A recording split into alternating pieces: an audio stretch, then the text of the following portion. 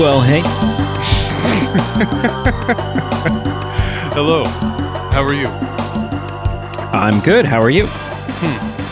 I'm good. Should you choose to accept to talk about Tom Cruise? Okay. Well, anyways, this was nice. We should do this more often. You don't hate him as much anymore. It's just nice to be heard, you know? It's nice to every so often just, how are you? I'm good. How are you? Great. Okay, well. Move it on. Yeah, keep things on the up and up. Yeah. Yeah. Have you ever... I was just going to say, like, you ever had it where someone... I feel so often you ask someone, like, hey, how are you? And it's like... not a genuine question. Yeah. Like it's simply a courtesy that you're extending. It's the accepted thing that we do. And but every so often someone will be brutally honest. You'd be like, "Hey, how are you?" And they're like, "Actually not great. My dog got run over, my wife's left me and you know, I don't know how I'm going to wake up in the morning." And you're like, "Okay, well, I have to run." Yeah, that'll be $32.50. Debit or credit?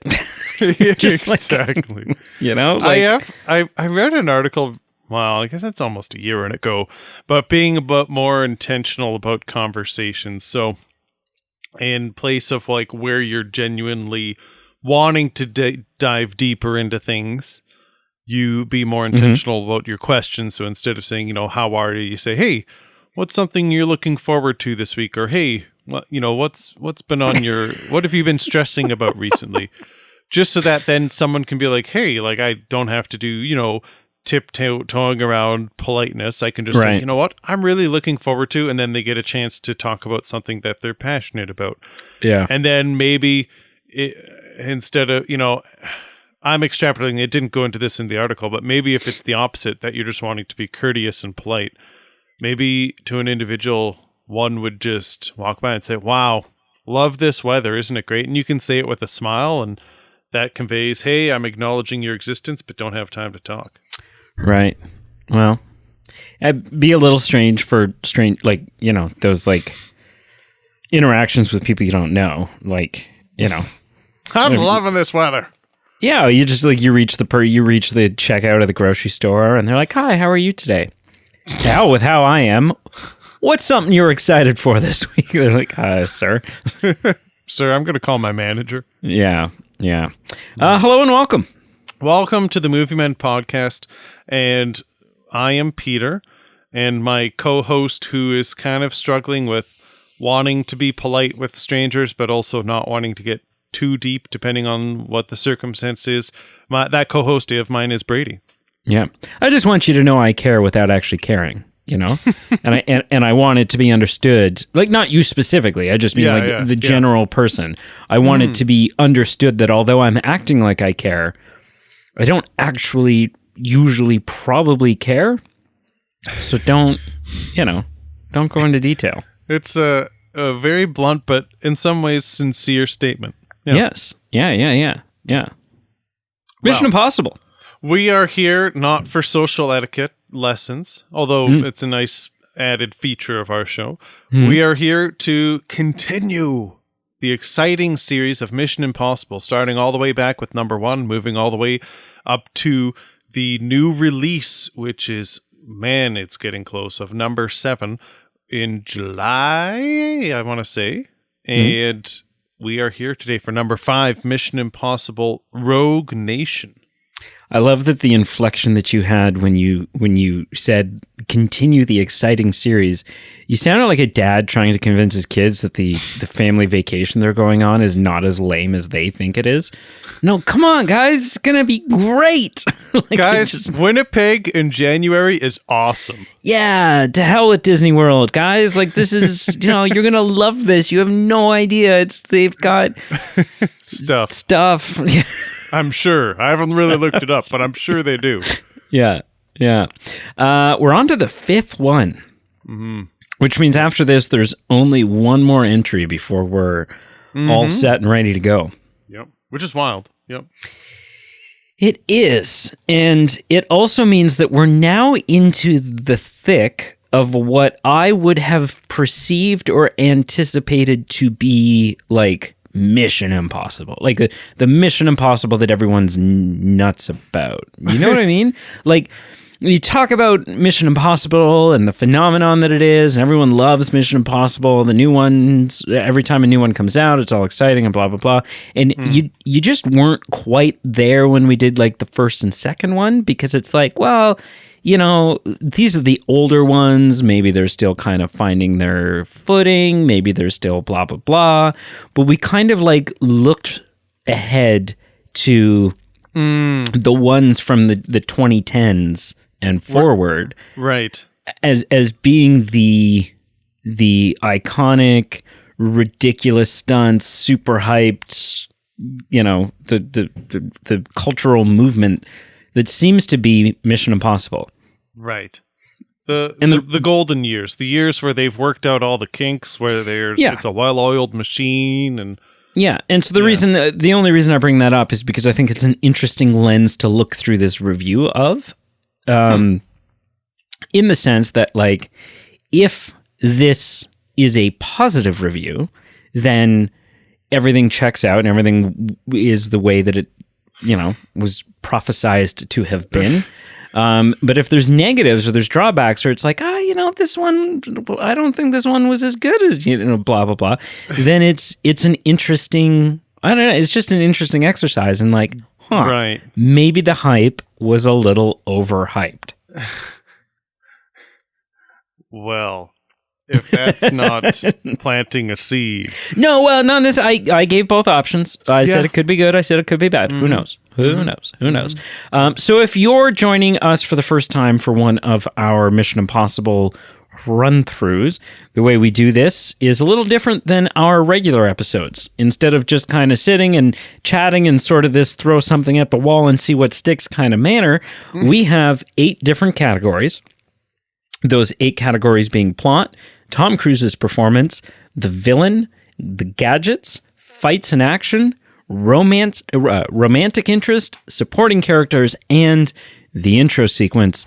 And we rank each one of those categories on a scale of 0 to 10. We take those 8 numbers, those 8 scores when everything is said and done, and we average those out to find our as objective, as unbiased as we can get, as gut reaction as we can get, score for the film out of a score of 0 to 10. So, yeah, that's what we're going to do. Mission Impossible Rogue Nation. Well, without further ado, let's crack her open. Do it. So for the first category, which is plot, I gave it a 6. Huh. Okay. It gets some points this time for potentially being a little more original than some of the tropey ones that we've gotten in the past. Tropey being like, oh, it's, you know, there's a list with the identities of all the agents. Oh, there's nuclear codes. Oh, there's, you know, blah, blah, blah, blah, blah. So it gets some points for that. Sure. It loses some points for, it wasn't as, remember the praise that I gave Mission Impossible 3, where I was just like, this was crystal clear. There was never a moment of confusion. There was never too many parties in play. There was never the espionage-y governmental fancy talk that you kind of have to decipher. And there wasn't that cliche, overly complex mission briefing where some guy's giving the exposition and we're sitting there going, okay, wait, what? I think I kind of get it. Right. Hopefully I have it enough that it won't matter and it just kind of makes sense moving forward. This one I found had a little bit of that in it. There was a little bit of, like, ultimately the plot was, the way I saw it, was Ethan's in hiding. The IMF has been dissolved. They're trying to track him down. They think he's out to lunch with this whole syndicate thing, which it's basically an MI6 and Spectre kind of thing. Yeah. But the IMF and Syndicate, and so we're like, okay, and he's kind of like racing against the clock in order to prove, like, to screw up the plans of the bad guys, and also in turn prove their existence so that he's no longer a wanted man, right? But there's this this kind of other overarching story. They're like, okay, well, what are the bad guys actually even after in this? Like, what are the plans that he's trying to stop, foil? And it's like something about like this nerve gas and something else. But then I feel like the nerve gas never really plays a massive role in it. It's just like, it's weird. There's like this, there seems to be this forgotten plot that's just kind of there to add some context to our main plot.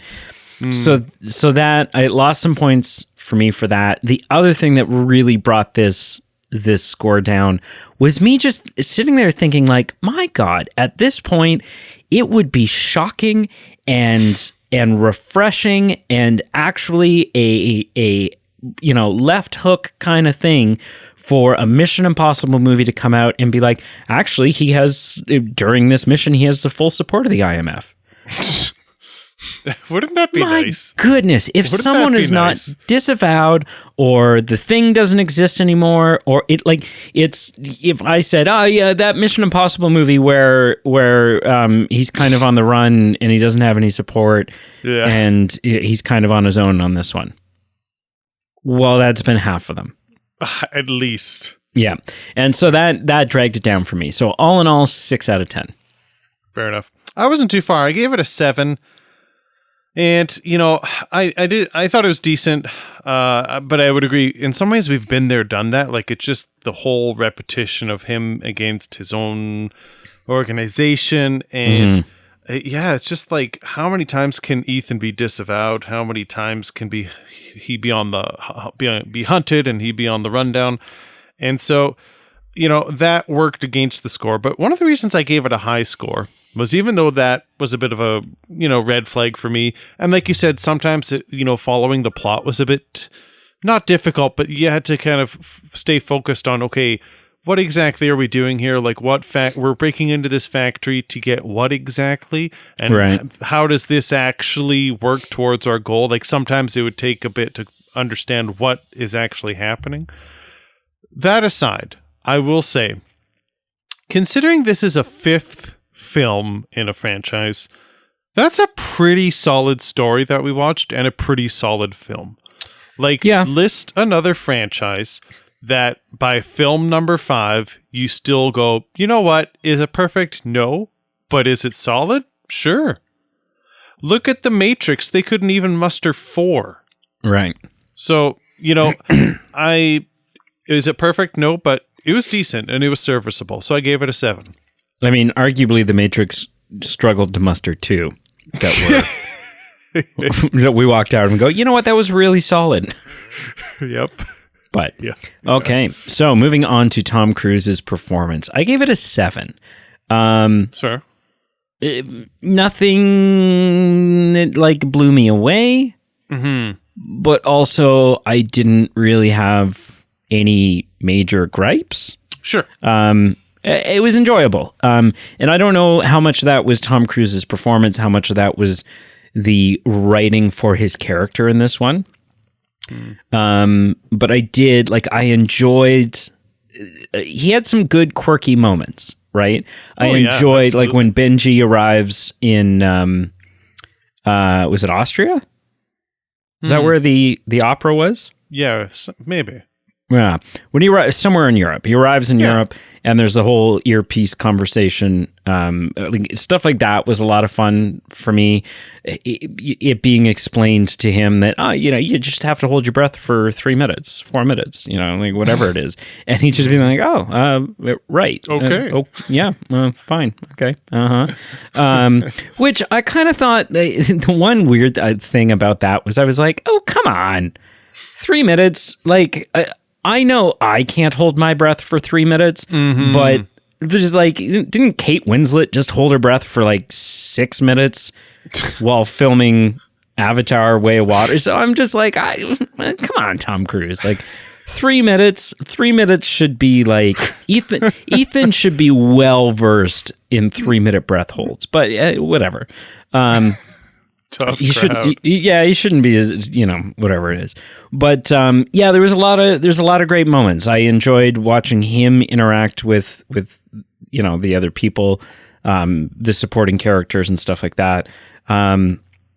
It's interesting because I feel like, although he's obviously still the main character in this, I felt like this film had a little bit more focus on, not like more focus than on Ethan, but more focus than in the past, had a real kind of emphasis put on supporting characters. Like there was some side plots going on that didn't involve Ethan. And so, which I was not a gripe. But I feel like just gave me less to go on for my score. So anyway, 7 out of 10. Cool. I also gave it a 7 out of 10. I thought it was good. My hunch and my hope is I feel like we're maybe not peak Tom Cruise yet in this series. I wonder if we're almost there, though. I think what worked against it was, for me, it seemed like weird chemistry with the female lead, and it actually wasn't anything wrong with the chemistry. It's just that I just don't understand what I'm supposed to feel with him on screen, because am I just to assume at this point that Michelle Monaghan is just gone for good? And what the hell? I know. And, it's just to go from such a rich character addition to having them together, to then she's kind of referenced and they're apart to stay safe, but then just nothing at all. So like, even when the chemistry in this film is occurring, I'm like, should I feel that this is inappropriate because he's really with someone, or should I feel sad just because of the relationship that's broken up due to circumstances? So, I guess just I felt conflicted with how that was supposed to make me feel. So that worked against the score. And I just do feel it's a bit more hollow without Michelle Monaghan. So I gave it a 7 out of 10. I firmly believe, I firmly submit that if she doesn't come back either in Fallout or in Dead Reckoning Part 1 in a significant way, right? And even then I'll be like, okay, now you're just backpedaling and realizing that like you messed up. Yeah. It will be the way that they handled her character and her character's storyline, for me, will be Mission Impossible's biggest misfire. Yeah. Will be like, what were you thinking? It is a question for sure. And actually, before we continue, I could have put this with plot, or I could have put it with Tom Cruise, but I will make a note of, we've got a new director as we have in this series. We've got Christopher McQuarrie, and it's significant for 2 reasons. One, and I'm actually shocked by this, in a series that in every single film we get a new director, he not only directs this film, he's directing the next 3. So that's one interesting thing. The other interesting thing is, if you look at this professionals movie list, more so as producer, but as director, it's all Tom Cruise films. So he was a producer for Valkyrie. He was producer and director for Jack Reacher. He was producer for Edge of Tomorrow. Obviously, director, producer for Rogue Nation. Producer for Jack Reacher 2. Producer for The Mummy.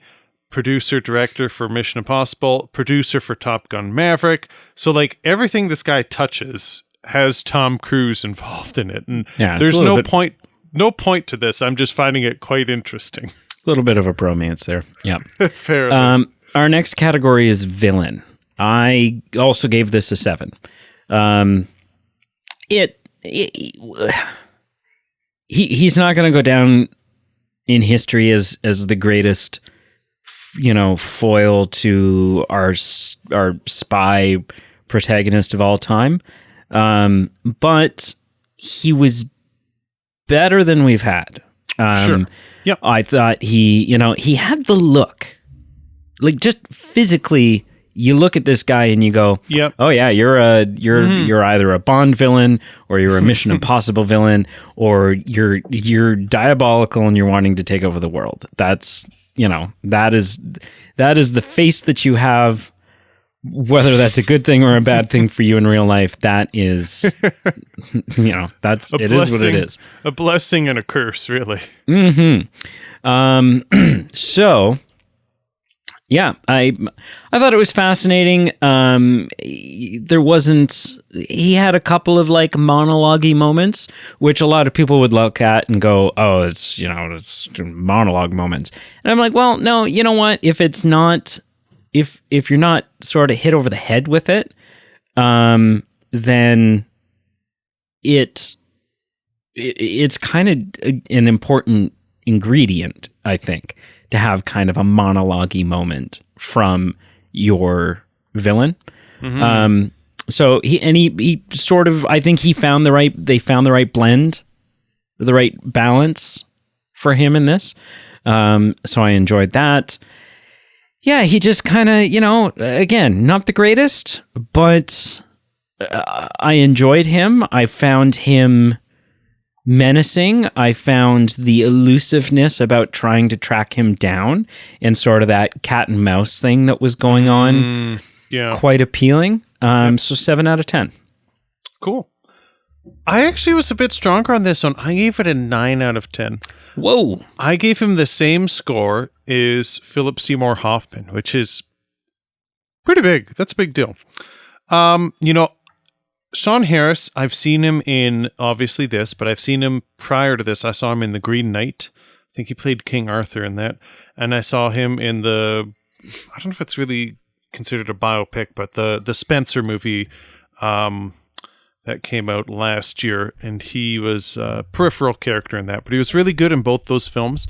And I thought he was good in this. And for all the reasons you said, he was, I think, just a great villain. You just looked at him and you felt uneasy. And I just felt he was memorable. I felt he fit the role well. And I think what worked for me is Philip Seymour Hoffman was incredible, but he pushed the envelope a bit too much for me. At times I just felt uncomfortable when he was starting to like go after family members or threatening family members, or even like the times where he would be like tipping out of a plane and you just didn't even have anything on him. Like he had you where he wanted you. And with this villain, he was intense, but he never really made me feel uncomfortable. So it worked in his favor. And I wasn't uncomfortable viewing him, which is why I gave him such a high score of 9 out of 10. All right. Gadgets. In some ways, my most important category. In many ways. The category that I stay up at night thinking about. You're not joking.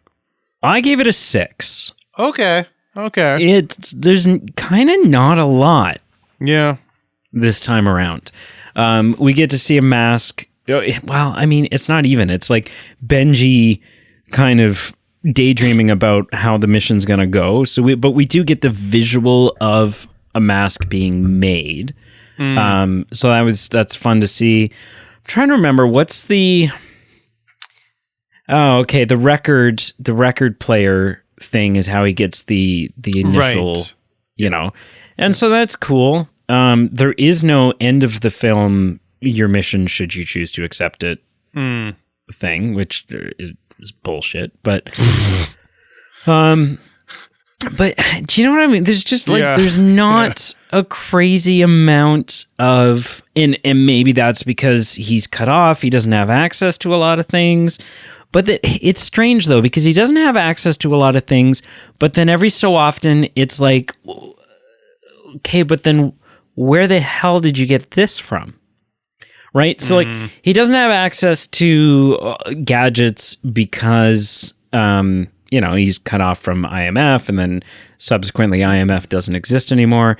But then there's, like, this crazy, like, computer disguised as a playbill from the opera kind of device that he supplies for Benji to use backstage at the opera.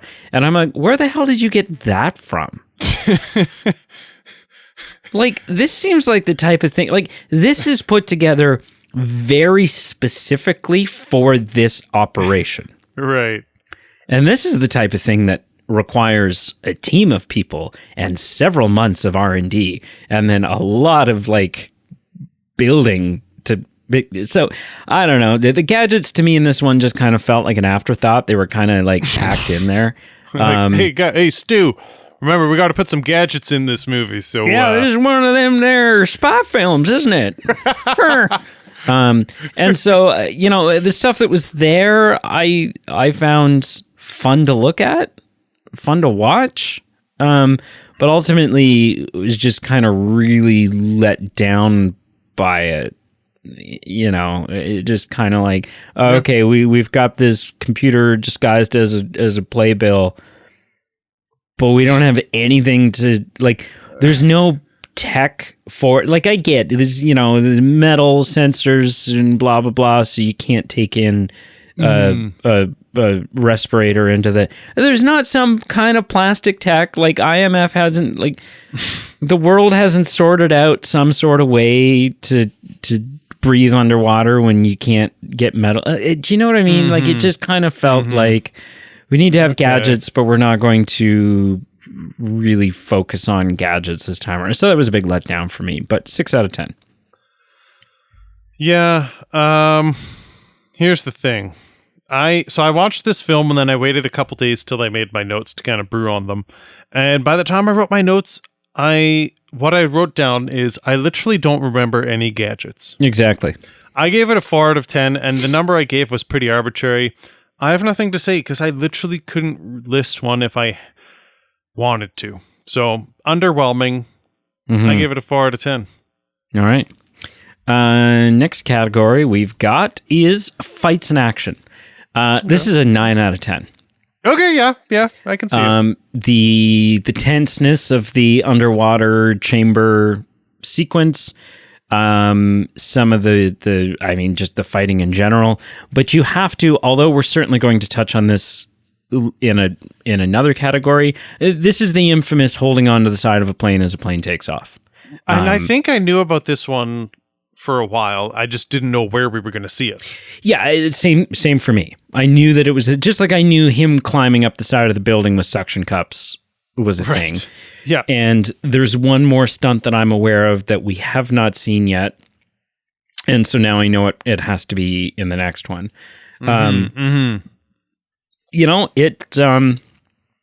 was just amazing. Like it's iconic. It was funny, and the whole like open the door thing. So that was great. Nothing that's like, aside from that and the underwater sequence, yeah, there's some fighting, but there's nothing that like really stands out other than the things I've mentioned. There's no like, oh, but this incredible fist-to-fist combat scene, or this like super crazy car chase, or this like, like whatever it is. Yeah. And so, yeah, I don't know, but I still gave it a 9, and so much of that 9, I think, is off that damn airplane, Yep. So 9 out of 10. I wasn't too far behind. I gave 8 out of 10. You hit it on the head. The airplane sequence really set the tone. I thought the whole movie had a great pace. I loved the opening sequence. And what I liked about the opening sequence was it was everything we wanted visually, but it was very good as far as not being too long. In other sequences, I'm thinking of the jail one, they had really prolonged sequences, and those can be done, but they're harder to pull off.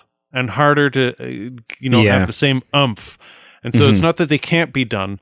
With this, it was very prompt and quick.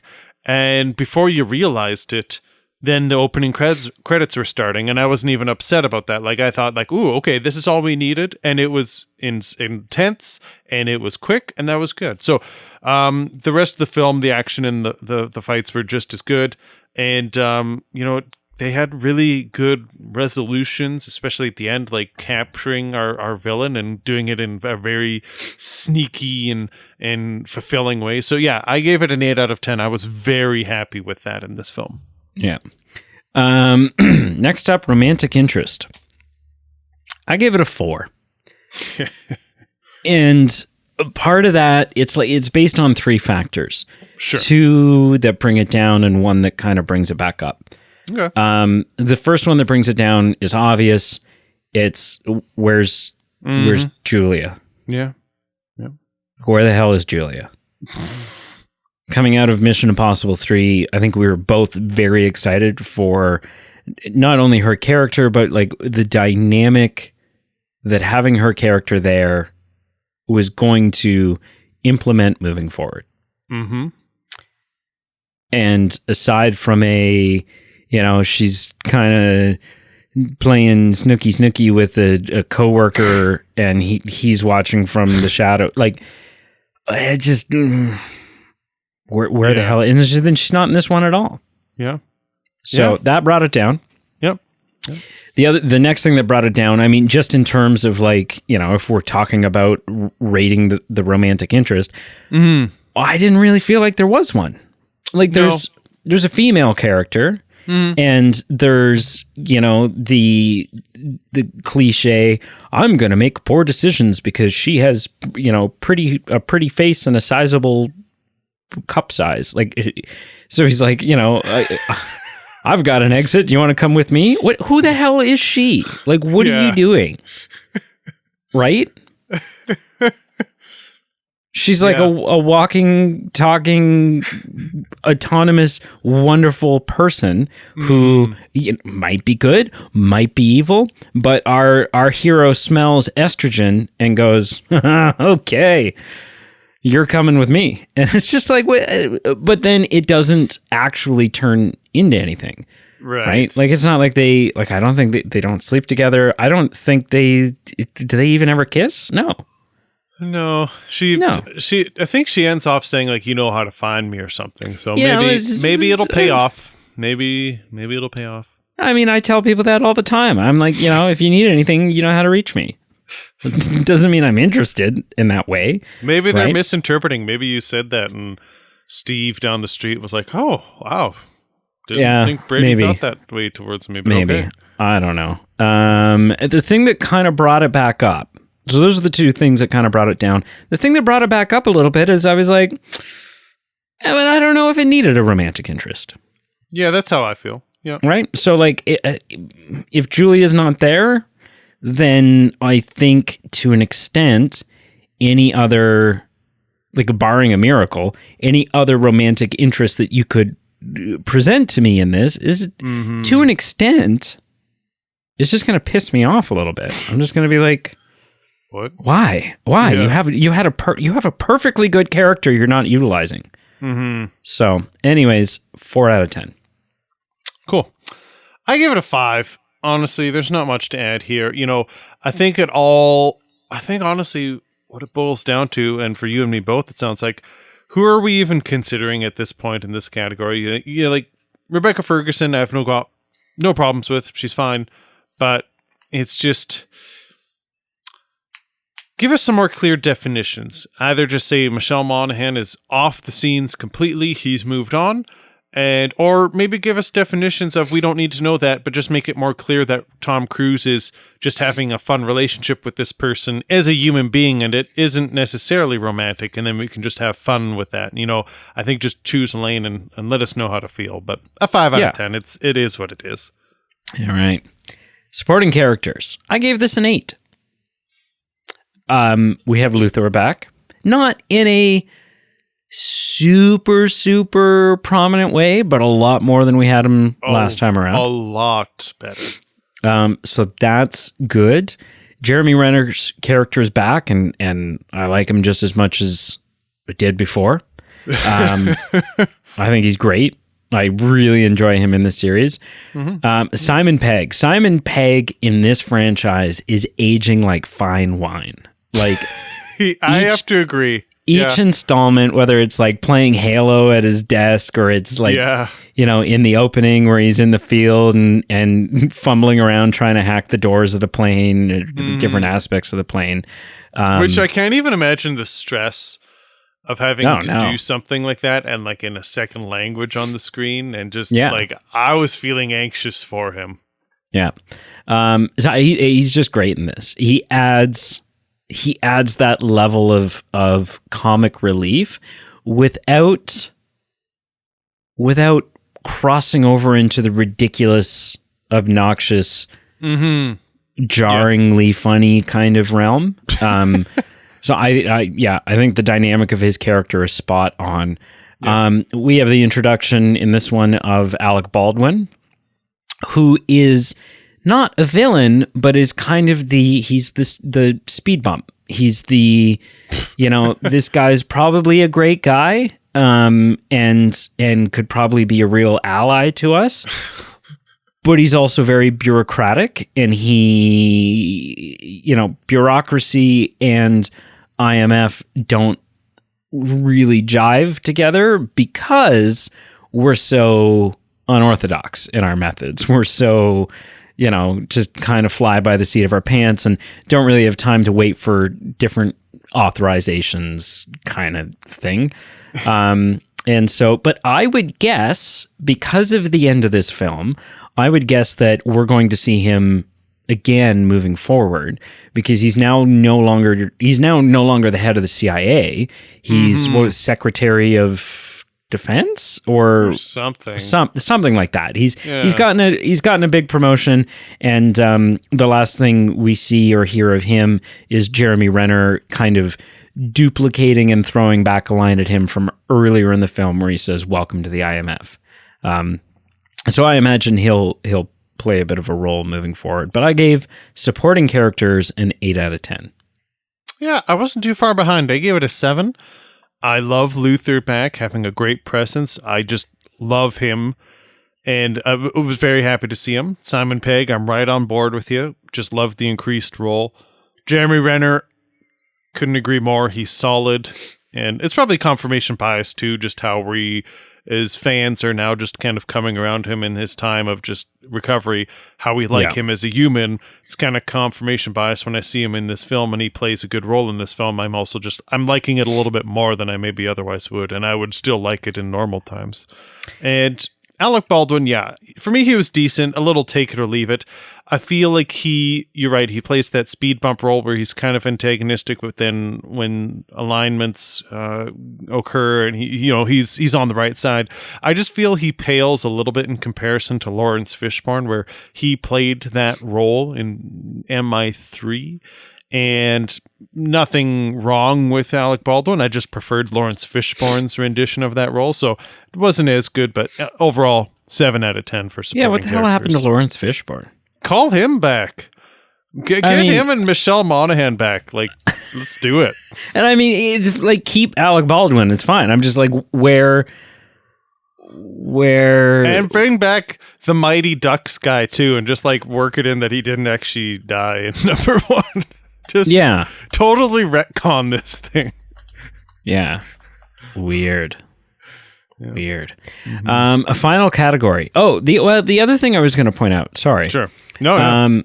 I find 2 things I was going to point out, actually. One is, it's weird. We're agreeing. We're like neck and neck here. I was surprised. Like, a lot of the times it's just subtle differences or exactly the same number.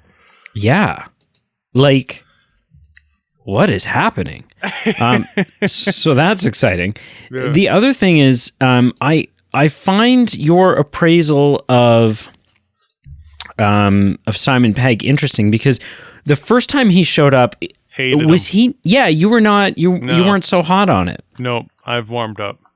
Yeah. Huh. I think it was just because it was a high stress scene where he was following things by the book, and Tom Cruise was on the phone with him saying, "I need you to do A, B, and C." And Simon Pegg was, by the book, afraid for his job, saying, "I can't do that. Fine, I'll do it," after a lot of arm twisting. And so I just felt, I think, a little bit antagonistic towards him, going, "Come on, like, yes, you're realistic. Yes, I would do the same thing in your situation. But as a movie viewer, I was like, you are an obstacle right now. It's with these ones, he's less antagonistic and he's more, as being part of the team, he has more of an opportunity to be his humor bleed through. I think that's the difference for me. Really? Yeah. Okay. Yeah. Cool. Final category. The intro sequence. I gave this a 9 out of 10. And it was almost a 10 out of 10, and I'll tell you why it's not. But 9 out of 10. First of all, funny, high action. I knew this stunt was a thing. I did not expect it to be. I didn't know it was like an opening sequence. Yeah. And so it's just fun.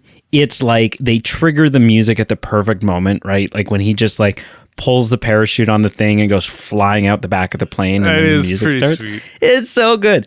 And it's the right friggin' song. Thank you. The song is perfect. Yep. Perfect. Don't meddle with it. Just rinse, cycle, repeat. If I was writing in Mission Impossible Rogue Nation's intro sequences yearbook, I would say, you're great. Don't ever change. Yeah. What brought this down? Because I think this is a near perfect intro sequence. This is like everything I'm wanting, except, and this is something that I forgot to bring up in the last one, that like in the last Mission Impossible Ghost Protocol. And this one is a little bit less of an offender than Ghost Protocol was, but still totally an offender. The whole time the theme song's playing, they're showing you a montage of everything that happens in the movie. Of all the fights that are coming up, the characters that are going to show up, the climax, the whatever else. And it's just this flash of not like generic Ethan IMF kind of footage, not previous missions, upcoming scenes from this film. And I'm like, why? Your intro sequence isn't a trailer. You've won. I'm here. I'm watching it. You don't need to advertise this film to me. All you're doing at this point is giving things away. But that's not new. That's happened in every single one. No, not every single one. There was one where it was all just where you were just, is it the first one? Where you're just following the fuse through like pipes. I think that was number 3. I think that was the jailbreak one. Yeah. Yeah, fair. So it didn't do it in that. And I was like, okay, great. Fair. This is just like a fun, interesting, kind of like the Bond sequences where you're just like, oh, it's just nothing, like but it's generic just fun stuff. It's fun to look at. Yeah. True. Anyways, so 9 out of 10. Brought down a little bit by this like spoiler heavy montage they do. But perfect song, great sequence. Just loved it. I also gave it a 9. I loved the intro action sequence. Like I said, it was quick to the point and the pace was great. But the intro music sequence was entertaining. And yeah, just keep it simple. The MI theme is just excellent. And I haven't enjoyed it this much since number 1. And I would have given this a 10. I just liked it a slight bit less than number 1, so I had to go down to a 9. But yeah, it's everything we wanted. I didn't mind the spoiler heavy montage, but just the music was wonderful. The outro music was just as good, where we get the tone and the actors smirking about a joke they're saying, and then it cuts the credits and the music is rocking. And I've got hope, Brady. I have hope that I will be able to sit in a premium theater and have that jingle play in its proper tone in number 7, because it's going to be the same director, and I hope he doesn't rock the boat. But I gave it a 9. If they get it wrong in this new one, I won't leave the theater because I'll have to watch it so we can review it. But I may stand up and say, "Oh, come on!" Yeah, in a Jim Carrey voice. Yeah, exactly. Yeah, I'll spit a little bit probably when I. Yeah. All right. Well, if I take all of my scores and I tally them all up, and then average them. Mission Impossible Rogue Nation gets a 7 out of 10, which actually puts it, I'm guessing, is very similar to yours, which puts it dead center. So it means that there's 2 Mission Impossible films that have scored higher and 2 that have scored lower in my ranking. So it's right in the middle. That's cool. Yeah, right in the middle. That's cool. Yeah, I gave this like my averages came out to a 7 out of 10, and the scale that I use that like it's a written down like this is a 7, this is an 8, blah blah blah, was also a 7. So no, like it was exactly a 7. It wasn't like Unanimous. a 7.2. It wasn't a 7.3. Yeah. Like it was a 7. Yeah, I didn't have to do any rounding. I find that hilarious. So you know, okay. I think so. It's at the very top of all the Mission Impossible films for me, and it has the same score as Mission Impossible 2. They both have 7. I think intellectually this is the best for me, just because when I'm thinking about it intellectually, it's like, okay, the music was the best since number 1. The fights and action is incredible, like modern day effects and whatnot. You have a bit more of a mature, funnier Tom Cruise who's a bit more self-aware. You know, like all these things that I'm like, okay, it's measurably, intellectually, like if we're having a debate, should be better. I think I just had a little bit more fun with number 2, and I think it leans into how corny number 2 was and like being from the 90s. So all this to say, Mission Impossible Rogue Nation, I enjoyed it, and it's definitely up there for me. And as it ranks on like a scale of 0 to 10, it's the number 1 of all the films we've seen so far. Wow. Wow. Indeed. Man, that's hilarious. I can't believe like how on the same page we were, like literally. Yeah, like what the hell is that? That never happens. Never. Well, like once every couple years. Yeah, like a blue moon kind of situation. Yeah. What'd you watch this week, sir? I watched. Let me just get the old phone out here. All right, I watched 2 things. Okay. It's not like the most right home about it week of what I watched. All right. I feel like the last few weeks it's been like, oh, here's something that's from my childhood that I revisited, or here's something that I was really like awoken to and I want to share with you. It's just I watched it and here we go. Okay. I watched The Walking Dead when it came out. I watched like the first 5 seasons ish, maybe 6. And then I just fell off the bandwagon. I can't even blame like busyness or kids or anything. Like this was years ago that I stopped. I just kind of got tired of the whole rinse, cycle, repeat where you start a season or even start an episode and you get 2 minutes of juiciness, a lot of filler, and then a cliffhanger at the end. And it was just always the same repetitious cycle where in every season of the show you'd go 2 steps but walk 1 step back and not get any answers. I've never seen an episode. I would not recommend it just because it has to be up your alley for you to commit to 11 seasons or something. Yeah. Anyway, I was just curious because finally after 11 seasons it ended. So I watched literally just the finale, like just the final episode. And I gave it a 5 out of 10. I'm happy that I A, didn't stay on and keep watching, or B, decided to keep watching to watch the finale, because truly the finale was, for me, underwhelming. It was very repetitious of, hey, we walk 2 steps forward, but 1 step back, and we don't do anything gratifying, and, you know, you just kind of are churning the butter here, but you're not really moving forward. And it wasn't that hey, you're out of the loop, you don't understand what was going on. Like, I read up and did some Wikipedia reading to understand what the significance of things were, and I still shrugged my shoulders, so I can close that part of my life off, but it was not for me. I'll just say okay. All right.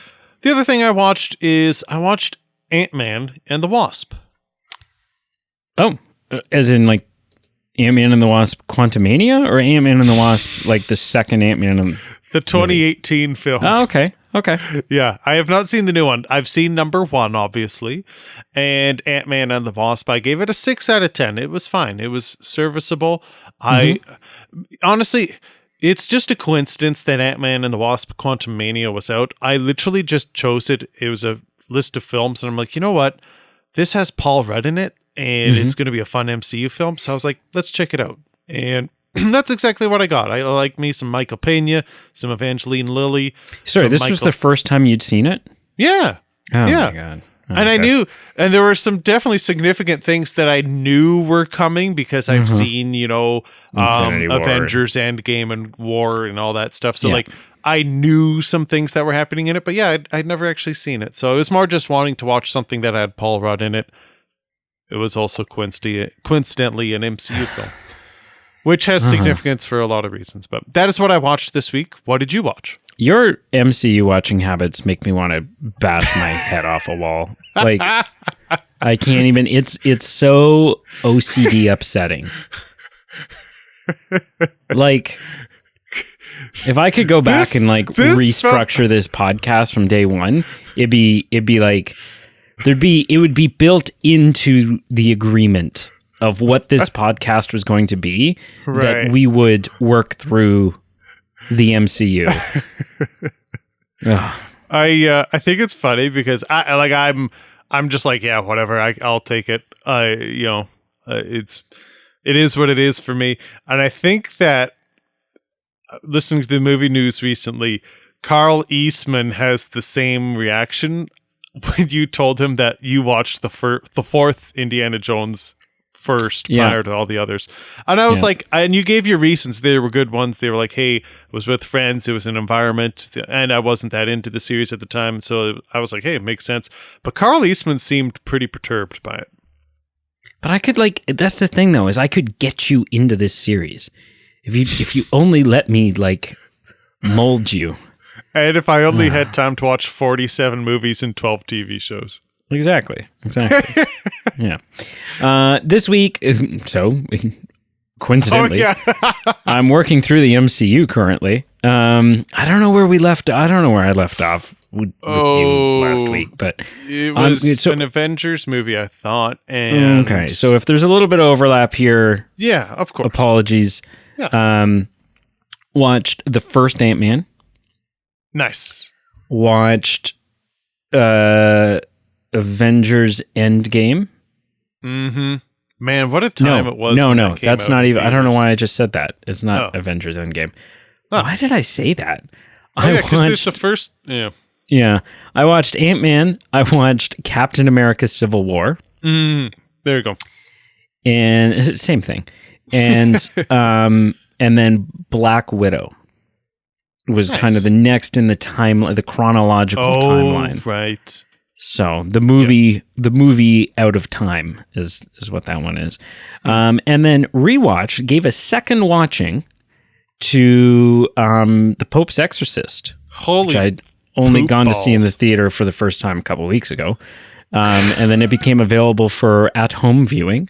Oh, great. So watched it again, and Brienne watched it with me this time. And I think she was surprised. Like, I mean, I don't think she walked away from it going, that was incredible. Yeah.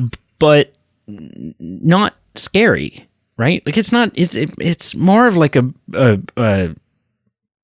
possession, more of like a demonic thriller with like some cool Catholic Church, Abbey, Vatican history type stuff woven into it, Spanish Inquisition type thing. Like, it's interesting. It's interesting.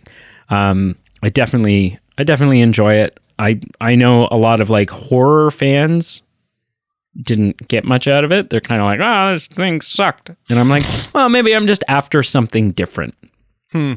Because I kind of enjoyed it. So, yeah. Well, yeah.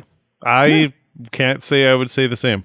Well, you haven't seen it, so I would recommend it. Is it like Gladiator? Yes, exactly. Okay. It's exactly like it's. In fact, there is, and I mean, this is not really a spoil. It's not a spoiler. Yeah. The movie ends with a shot of Russell Crowe's character because it's like, the Vatican and stuff like that, right? Yeah. And so geographically, it made sense, and it was never a part of the script. But at a very last second kind of thing, they were like, "What if?" we should do this because this will be great. And so the film ends with sort of like like there's narration happening, and it's just Russell Crowe's character walking to the camera or away from the camera or something. I don't know. But in the background is the Colosseum. That's interesting. That's cool. And they're like, it was a very intentional, like wink, nod, nudge kind of thing. So, wrap it up, sir. Well, thank you so much for listening, for joining us. Join us next week as we review new things, review new movie news, move forward in the world of entertainment and chatting and good times. Give us a like, follow, subscribe. 300. That's a big. Don't like just sweep that under the rug. You're pad that episode. Pad it up. There's stuff coming. We're not ready to announce it, but there's stuff coming. It's going to be big.